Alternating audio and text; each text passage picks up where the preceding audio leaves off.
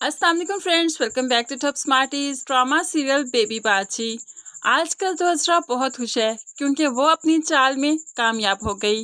जो चाहती थी कि फरद का असल चेहरा सबके सामने आ जाए, तो वो इसमें कामयाब हो गई। सभी समझते थे कि अजरा ही सबसे बुरी है, लेकिन ये फरद जो बीच ही बीच में जड़ें काटती है, इसका असल चेहरा तो अब सबके सामने आया। ना सिर्फ फरद का बल्कि वासिफ का भी। जमाल तो फिर भी अजरा के कहने में नहीं था, अजरा जो भी करती थी खुद ही करती थी। लेकिन ये वासिफ अपनी बीवी के कहने में है, जो बीवी कहती है वही करती है।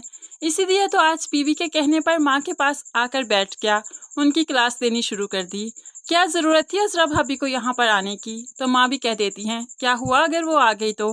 5 मिनट के लिए तो आई थी, इसमें कोई मसले वाली बात नहीं।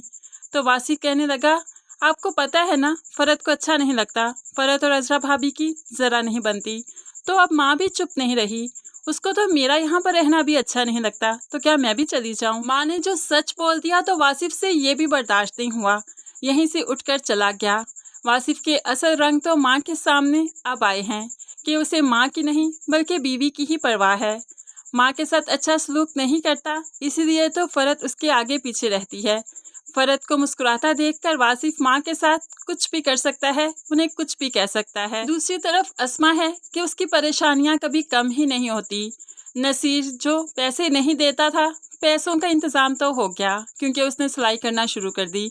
लेकिन अब नसीर ने जो फ्लैट जाकर रक्षी के हाथ में थमा दिया, तो वो उससे कैसे बर्दाश्त होगा। कहने लगी, अब फ्लैट की फाइल लेकर गए थे, वापस नहीं लाए।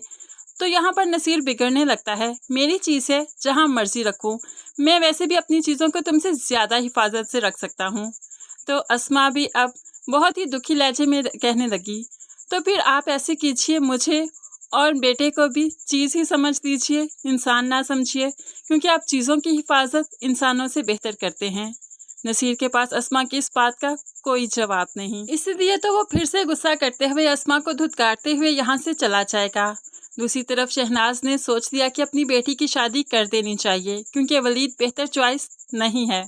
लेकिन समन जो वलीद से ही शादी करना चाहती है, माँ को इनकार कर देती। आखिर आपको मेरी शादी की इतनी जल्दी क्यों है? तो माँ भी कह देती, तुम्हारे बाप ने फैसला किया है, कुछ सोच कर ही किया होगा।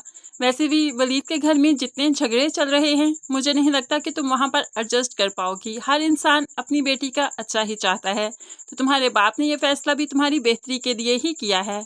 लेकिन समन को वलीद से ऊपर कुछ भी नहीं, इसलिए वो वलीद से बात करके उसे सब कुछ बता देगी, क्योंकि वो जानती है कि ये मोहब्बत सिर्फ वही नहीं करती बल्कि वलीद भी उसे बेपनाह चाहता है। वलीद भी नहीं चाहता कि वो किसी और की हो जाए, इसीलिए वो वलीद को सब बता देती है। वलीद भी परेशान है क्योंकि अपने पैरों पर खड़ा भी होना है और फिर समन को भी अपनाना है और फिर माँ को भी संभालना है। इसीलिए तो वलीद अब समन से कुछ वक्त लेगा और बहुत जल्द अपने पैरों पर खड़ा भी हो जाएगा। तब शहनाज को कोई फिक्र नहीं होगी अपनी बेटी की कि वलीद से शादी हो रही है, क्योंकि वलीद बहुत जल्द सेटल हो जाएगा, अपना घर भी ले लेगा। तब अजरा और फरद को भी सुकून आ जाएगा, लेकिन इनकी जिंदगियों में ऐसी बेसुकूनी मचेगी कि इन्हें भी इस अपने मकाफात का पता चल ही जाएगा कि इन्होंने जो बुरा किया था, इनके साथ भी बुरा हो रहा है।